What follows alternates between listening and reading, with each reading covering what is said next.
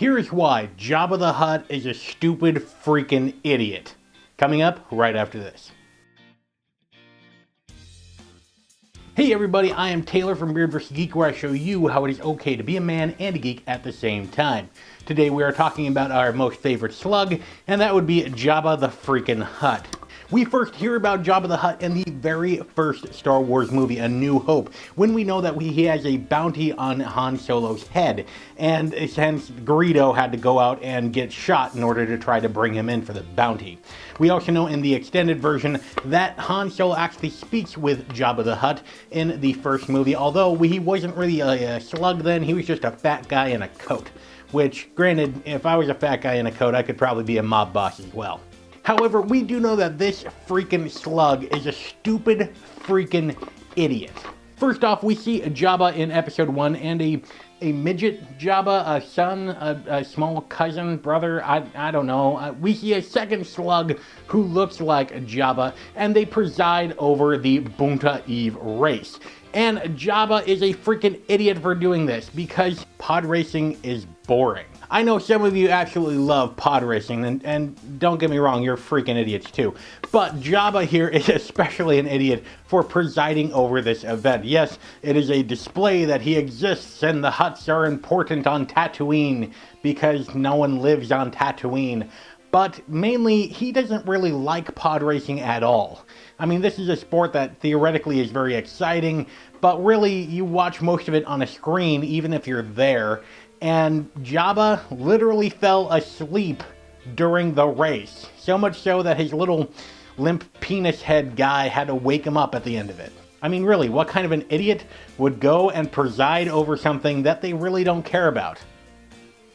Secondly, during the Clone Wars cartoon animated series thing, we find out that Jabba and the other Hutts have this whole mob boss thing going on, which is kind of stupid, and you have like a gay southern slug, but that's a completely different thing altogether. But there's one major indication that Jabba's a freaking idiot during it, and that is he had his little slug baby thing kidnapped. And not just like kidnapped, but like kidnapped and held ransom, and he had Jedi go out looking like, come on, you are an evil crime boss and you have Jedi going to find your little slug baby that got kidnapped when you're supposed to be this really powerful figure and therefore should be able to like have anyone killed and have anyone under protection, but you can't even keep your own stupid freaking kid safe, and you get Jedi to go after him, not like people who you can pay a lot of money to go after this stuff, but no,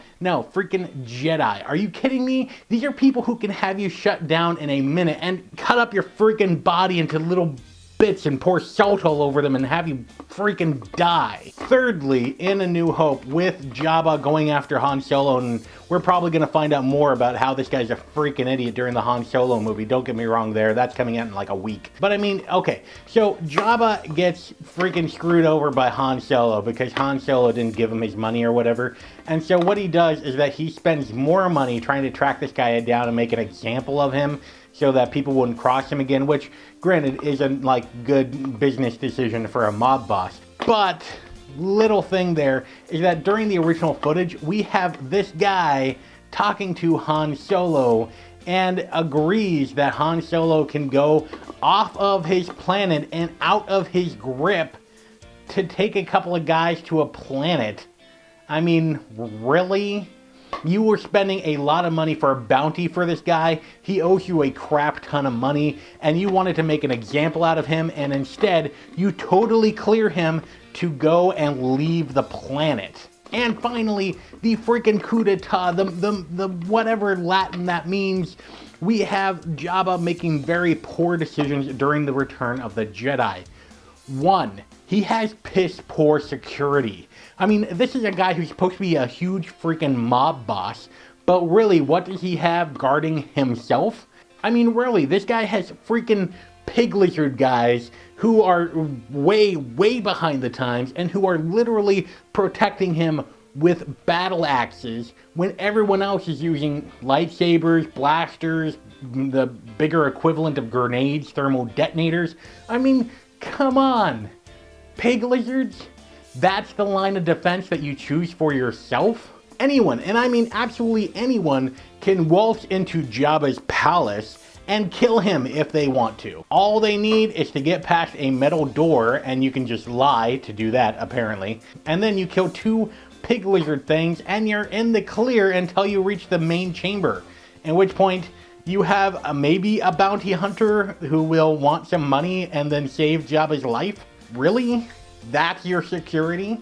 Now also during Jabba's palace we see that if somebody displeases him, they go and they fight the Rancor and they die and get eaten, and that's, that's great entertainment.